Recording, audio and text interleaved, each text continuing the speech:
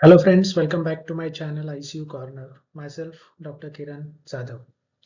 Today we are discussing about new topic, intracranial hemorrhages.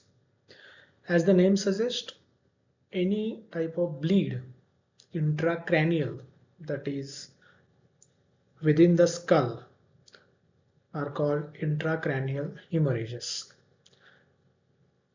Causes of intracranial hemorrhages may be traumatic or accelerated hypertension, rupture of the aneurysms, and etc. So let's start today's topic, intracranial hemorrhages. As the diagram suggests, this is a central nervous system. Central nervous system is basically covered by three different layers.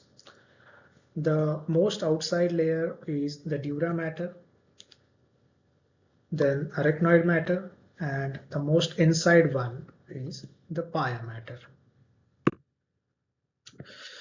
There are four different types of hemorrhages as per the site of hemorrhage, where the hemorrhage has occurred.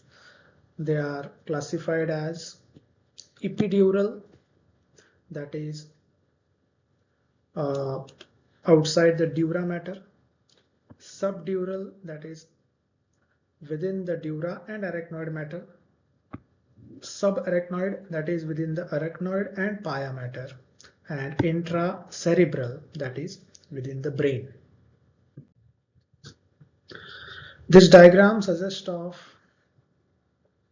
the outside skull, epidural bleed, which is outside the dura mater, just below the skull, subdural bleed, that is within the dura mater and the arachnoid mater, and intracerebral bleed, that is within the brain substance.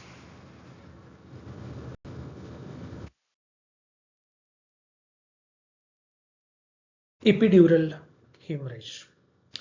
The causes of the epidural hemorrhage may be the trauma to the skull, especially the temporal bone backside.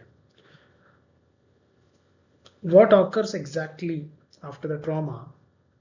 Usually the meningeal arteries or veins, meningeal vessels, they get rupture and causes to bleed.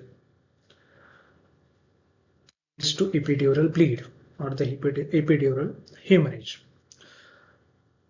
For diagnosis, we get CT or MRI brain of the patient done. Usually in the emergency cases, we do prefer CT brain. What do the epidural hemorrhage looks like? It looks like a biconvexity. It's a biconcave shape because the skull is tight and it cannot get expand outside, and the dura mater is just below the skull. So when the bleed occurs within the skull and the dura mater, it is concealed within it. It is concealed within it, and the biconvexity occurs. In the CT scan, we clearly notice the biconcave convexity of that bleed, and it is diagnosed as epidural bleed. What are the signs and symptoms? Patient comes to us with headache, history of loss of consciousness, history of vomiting after the trauma, and the neurosurgeon is involved after the CT scan, and the treatment is burr hole with clot evacuation. Next, this is subdural bleed or subdural hemorrhage. What are the usual causes of the subdural hemorrhage? These are the decelerated injury. Decelerated injury, that is in the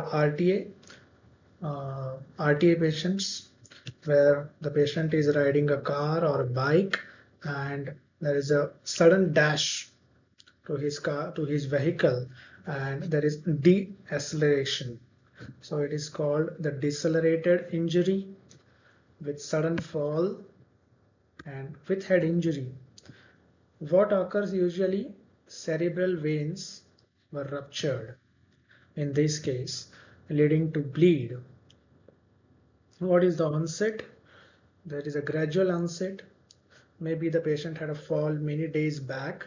There is not a sudden onset, and the patient had an accident, met with an accident. He had a fall. He had history of loss of consciousness, and again he recovers.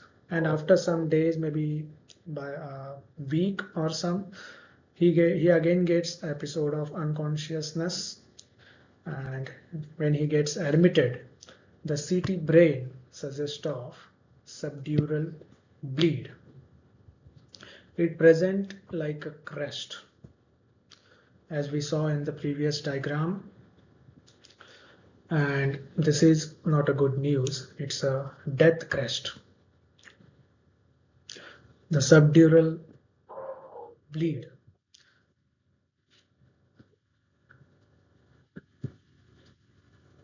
Again, the neurosurgeon is involved and intervention is required.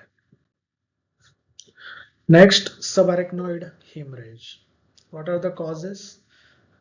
Aneurysm, rupture. Aneurysm, that is arteriovenous malformation or the dilatation of the arteries.